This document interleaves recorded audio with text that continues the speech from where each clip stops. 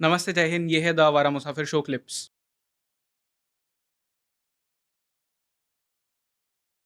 इसमें कई सारी चीज़ें डिक्लासिफाई हो चुकी है, but there are still files जो अभी शायद क्लासिफाइड है, एंड गवर्नमेंट शायद उसे आने वाले टाइम में करे नहीं करे, that is a different thing. I have seen a pattern in a lot of officials जो गवर्नमेंट से रिलेटेड है। उन्होंने सुभाष चंद्र बोस को first prime minister of India कहना शुरू कर दिया है। I see a pattern over there. There were few tweets जो मैंने नोटिस किए थे। डू यू थिंक चेंज हो रहे हैं वो टाइड्स धीरे धीरे आपके फेवर में अब आ रहे हैं, और डू यू थिंक स्टिल वो डिफिकल्ट वाटर्स टू ट्रेड है? इसका मैं इनडायरेक्टली आपको आंसर दूंगा, मतलब करके, मतलब वो देखने का नज़रिया है, बट उसमें एक, जैसे अगर मैं, let me give you an very favourable kind of thing, suppose it's a very favourable and I hope it is true. There's also a negative side, but I'm giving you a favorable side. So once somebody who is in the system and know how of things and all that, BJP वगैरह, तो एक उन्होंने बात मुझे बताई थी. उन्होंने कहा देखो ऐसा है कि आर्टिकल 370 हटाने का हमारे दिमाग में 50 साल से, ठीक है. अटल जी ने कोशिश की, नहीं हुआ. मोदी जी को भी आकर के करते करते करते कुछ साल लग गए. तो होता ये कि आप जब लोहा हथौड़ा चलाते हो, जब लोहा गर्म होता है, तो हथौड़ा आपके हाथ में होता है, लेकिन लोहा गर्म आप नहीं करते हो, परिस्थिति सर्कमस्टेंसेस लोहा गर्म करती हैं. तो आर्टिकल 370 को हमने इसलिए टाइम लगे कि सर्कमस्टेंसेस हमारे फेवरेबल नहीं थी. एक सडनली हमको लगा कि ये सर्कमस्टेंसेस हमारे फेवरेबल हो गई हैं, क्योंकि जैसे पाकिस्तान ने उसकी पूरे केस की जो इमेज क्रिएट की थी कि अगर ये अपने हटाओगे तो पूरा मिडिल ईस्ट खिलाफ में आपके हो जाएगा. जब भारत सरकार को लगा कि मिडिल ईस्ट से कोई प्रॉब्लम नहीं आने वाली है, गल्फ कंट्री से, तो उन्होंने फटाक से करके ख़त्म कर दिया. फिर ये बता के उन्होंने मुझे बोला कि अब नेताजी का मुद्दा तो हमारे हाथ में अभी भी आया है. तो आई होप एंड प्रे कि there is one way of looking it, कि ये जो किया जा रहा है वो धीरे धीरे धीरे धीरे वो चीज़ को लाया जा रहा है. तो I can hope and pray कि that is correct, but in that does not mean that we will stop trying. हम लोग अपना काम करते रहेंगे, और हमें काम, हमारी लड़ाई चल रही है, हमारी लड़ाई इंडिपेंडेंट है, तो हम लोग अपना इशू को रेस करते रहेंगे. उसमें आपके मैं यही करता हूँ कि आगे जो भी होगा नहीं होगा, वो तभी होगा कि हम कुछ करने के लायक रहेंगे. तो जितनी हमारे पास में ताकत आएगी, क्लाउड आएगा, उतना ही हम लोग इन्फ्लुएंस कर सकते हैं लोगों को.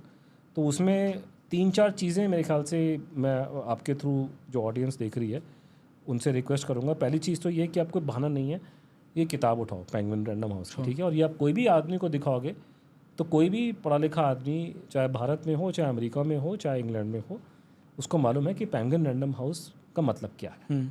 You cannot look down upon this thing, you cannot reject. पिछली किताबों को भी आप नहीं रिजेक्ट करते, लेकिन आप वो बहाना मार दोगे ये तो पुरानी किताब है, स्पेलिंग मिस्टेक आ रही है, छोटा पब्लिशर है, वट करके. यहाँ कोई धंधा एक्सक्यूज़ नहीं चलने वाला, ठीक है. किताब पढ़िए खरीद करके. मैंने एक लोगों में टेंडेंसी देखी है कि लोग 4-4 घंटा बैठ के किताब नेताजी का या उसका वो चीज़ सुनेंगे, देखेंगे, लेकिन जब पता नहीं, जब किताब की बुक में ख़रीदने जाते हैं तो चेतन भगत की किताब पढ़ लेते हैं. तो मुझे वो प्रॉब्लम नहीं है, आप पढ़ो, चेतन भगत पढ़ो, हम भी पढ़ेंगे, सब पढ़े, लव स्टोरी अच्छी लगती है. लेकिन and this is not only for me and Netaji issue, history पे रिसर्च करना और ऐसे इशू ना बहुत कॉम्प्लिकेटेड होता है, बहुत टाइम लगता है.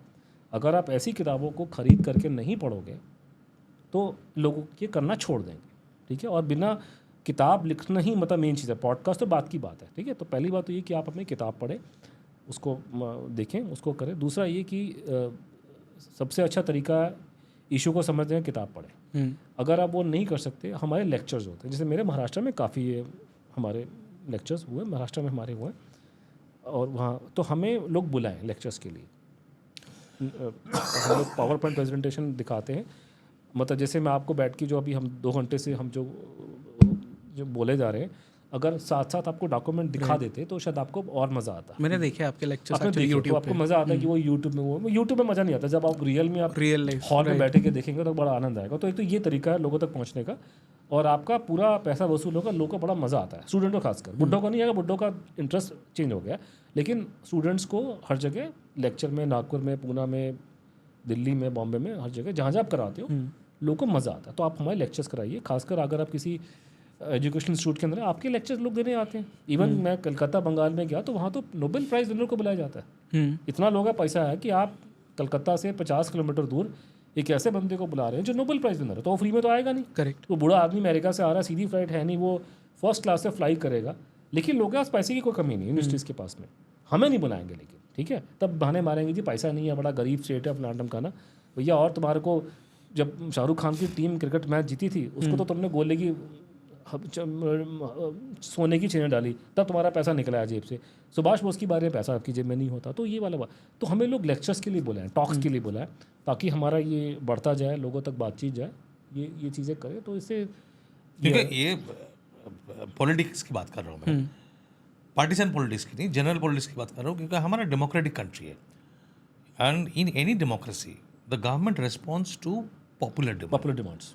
तो जब तक आप वो पॉपुलर प्रेशर, पब्लिक प्रेशर जब तक क्रिएट नहीं करोगे, राइट, तब तक सरकार क्यों करेगी? It's a contentious subject, it's a risk, it has its own risks. So why should the government do anything? It needs to see an incentive. ये कोई बेनिफिट तो होगा, ऑफ कोर्स. तो वो बेनिफिट दिखाएगा कौन? दिखाएगा पब्लिक इंटरेस्ट. तो ट्विटर में फेसबुक में आप ट्वीट कीजिए कि हमारे बारे में, हमारे को रीट्वीट कीजिए, रीपोस्ट कीजिए, वो सब करिए. So when ताकि लोग the Prime Minister and the Home Minister see that thousands of people are talking about this, they will know that there is genuine interest in this. Yeah. तो हमारा it's a sequential step. हम we need to reach out to a lot of people. तो उसके लिए lectures की ज़रूरत है. और वो जब हो जाएगा, आप किताब पढ़ेंगे, बात करेंगे, जितना करेंगे चेन सिस्टम में एक डोमिनो इफेक्ट होगा, पब्लिक कंसेंसस बढ़ता जाएगा इन एक्सपोनेंशियल टर्म्स. तो वो बहुत ज़रूरी है. और जब तक वो नहीं होगा, आप ये सिर्फ नहीं पूछ सकते कि सरकार क्यों नहीं कर रही है. सरकार क्यों करेगी? आस्क दिस कि सरकार क्यों करेगी.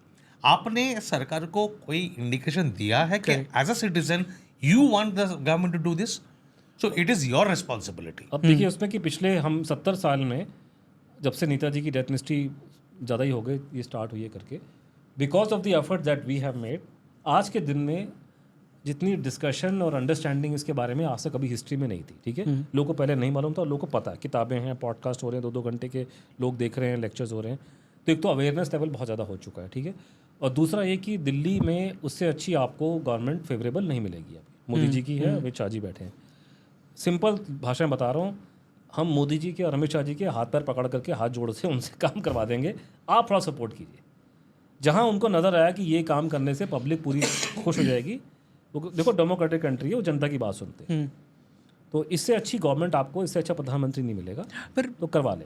एक चीज़ मैं आपसे पूछता हूँ, मतलब शायद we can end on that note as well, कि गड़े मुर्दे उखाड़ के क्या करना है. तो ये एक स्टेटमेंट सबका होता है ना. बड़े मुर्दे तो कौन सा, जब आप ये बता रहे हो, एग्जांपल दे रहे हो, वो तो हर पे अप्लाई होगा ना फिर वो आप. Of course. वो तो फिर आप जब गांधी जी की बात शुरू कर में ही रहे तो हो, मैंने आपसे पूछा था कि I am waiting for our esteemed academic professional historians to write an email to Donald भाई कि काहे भाई, काहे कनेडी के गाड़े मुर्दे उखाड़ रहे अमेरिका में हो. क्यों कनेडी का इशू इतना गर्म हो गया. अभी मेन पॉलिटिक्स वहाँ पे हिस्ट्री चल रही है. हिस्ट्री क्या होती है? हिस्ट्री इतिहास का देखेंगे ना. What is history by the way? History ये है कि आज अभी से 5 मिनट बाद जब आपका ये बंद हो जाएगा, हिस्ट्री हो जाएगा. राइट. जो समय बीत चुका है वो वापस कभी नहीं आने वाला. तो अगर आपका ये सबका एस्टिमेट है कि हमको सिर्फ प्रेसिडेंट की बात करनी है, फ्यूचर की बात करनी है, तो सारे हिस्ट्री के डिपार्टमेंट बंद कर दो. अकबर के ज़माने में क्या होता था, कौन क्या रोटी खाता था, क्या खुदाई होती, उससे क्या फ़र्क पड़ेगा? फिर तो राम मंदिर का इशू भी नहीं उठाना कोई भी इशू नहीं. हिस्ट्री में कोई चीज़ इंपॉर्टेंट नहीं है ना. क्योंकि आगे आप, मुझे जैसे इंटरेस्ट है कि अपना पाटलिपुत्र का क्या हुआ, पाटलिपुत्र के खंडर कहाँ गायब हो गए, तो मैं पढ़ता रहता हूँ उसके बारे में यहाँ वहाँ पे. अब पाटलिपुत्र कुछ था नहीं था, 600 AD में वो जल जुल के ख़त्म हो गया, उससे मुझे क्या फ़र्क पड़ेगा मेरी ज़िंदगी को? आपको अगर मॉडर्न ही होना है तो आप वेद, उपनिषद, पुराण सब बंद कर सब पुरानी चीज़ें. Read only modern text. Modern text आज का पढ़ो. 50 Shades of Grey.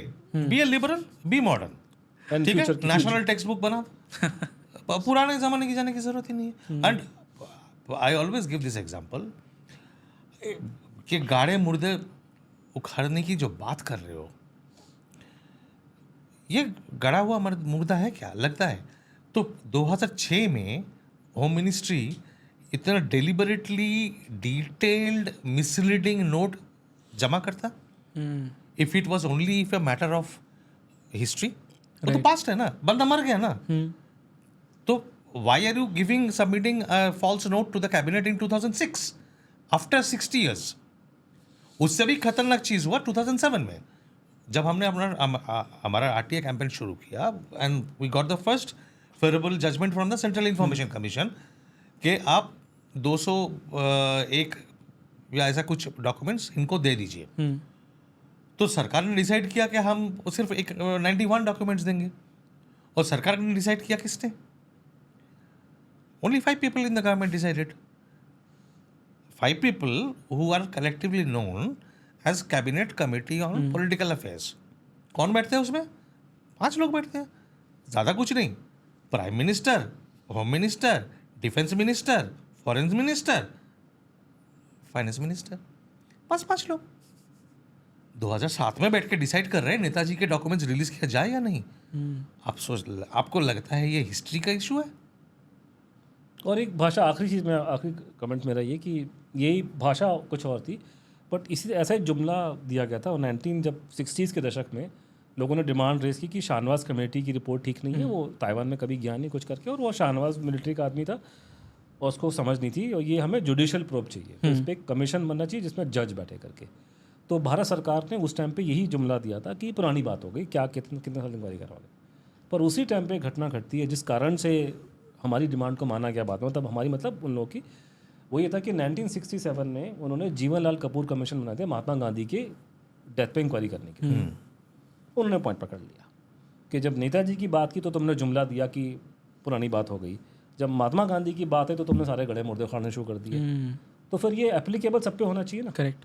अब मैं जब से जब आप पैदा नहीं होगे उससे पहले से मैं पैदा हुआ था, मैं ये कहानी सुनता आ रहा हूँ कि गांधी जी को नथुराम गौडसे ने मारा, और गौडसे का कोई लिंक पता नहीं हिंदू महासभा के साथ में था, उसको संघ के साथ में लपेटे में लिया. इस बात को हर साल ये लोग रिपीट करते हैं, हर साल इस पर किताब आती है. नई चीज़ क्या उसके अंदर, ये बात सबको मालूम है. राइट. गौडसे ने गांधी जी को मारा, ये किसको नहीं पता. गौडसे से एक टाइम पे किसका संबंध था वो था, लेकिन इस बात को बार बार रिपीट कर रहा है. तो तुम्हारे गड़े मुर्दे तो उखड़ जाए तो ठीक है, हमारे गड़े मुर्दे क्यों ना उखड़े भैया. तो वो प्रॉब्लम है ना. तो दैट इज द थिंग कि have to have a universal approach कि आप किसी के मत उठाओ. लेकिन अब ये है अपनी बारी में, तो जब राजीव गांधी जी की हत्या हुई है तो पार्लियामेंट में भारत सरकार ये दावा कर रही है कि अमेरिका ने मरवा दिया. ठीक है, तब तुम्हें नजर नहीं आया कंस्पिरेसी थ्योरी क्या होती है. और कितने साल से चला उनका इंक्वायरी? पता नहीं, 20-30 का डाटा दिया पूरा बैठ के. 20-30 अभी भी चल रहा है. राजीव गांधी की मर्डर मिस्ट्री पे कोई मिस्ट्री नहीं है भैया, लिट्टे ने मारा, कहानी खत्म. ये बेमतलब पब्लिक का पैसा फूक रहे हैं. तो ये डबल स्टैंडर्ड इनके बहुत जगह हैं. तो वो आपको एक ही कोई बड़ा मुद्दा नहीं है. आपको एग्जांपल दिया था कि आपके महाराष्ट्र में 1965 में भैंसे चोरी हुई थी, उस बंदे को ना लास्ट ईयर पकड़ लिया उन्होंने. तो वहाँ कोई प्रॉब्लम नहीं है. और मैं थाड़े के सामने पैदा हुआ था, मैं बता रहा हूँ आपको, 40-50 साल तक ये लोग इंक्वायरी करते हैं छोटे छोटे केसेस की. एक दिल्ली में बहुत मशहूर केस हुआ था, किसी बस के ड्राइवर कंडक्टर ने 5 रुपये मतलब पैसे नहीं दिए थे पूरे. उस 5 रुपये के चक्कर में उस आदमी को उन्होंने पूरी ज़िंदगी रगड़ाई कराई. आखिर में सुप्रीम कोर्ट ने उसको लताड़ा, उसको 5 रुपये के चक्कर में. वो किसी को नहीं छोड़ते. हमारी बारी में बैठ के ये जुमले, बड़ी बड़ी बातें कि गड़े मुर्दे क्यों खाड़, ये कर. राइट. चलो, thank you so much Chandrachud sir, Anuj sir. आप दोनों को साथ में जो आपके फैंस देखना चाहते थे, आई एम हैप्पी मैं उनके लिए ये कर पाया. हम फिल्म स्टार नहीं है, फैन नहीं है, हमारे सपोर्टर हैं. आपके सपोर्टर हैं, फ्रेंड्स एंड सपोर्टर्स हैं. फैन होते हैं ये जो फिल्मों वालों के. राइट. हम लोग तो नॉर्मल आदमी हैं, हमारे क्या फ़ैन होंगे. Right. But thank you so much इस कॉन्वर्सेशन के लिए. टू द ऑडियंस, इस किताब का लिंक आपको नीचे डिस्क्रिप्शन में मिल जाएगा. इनफैक्ट आपको ये बुक ज़रूर पढ़नी चाहिए. मेरे इंस्टाग्राम से भी आपको इसके बारे में डिटेल्स मिल जाएंगे. Please go out, buy this book, read this book. इसके पहले भी कई सारी किताबें लिखी है, वो भी पढ़िए.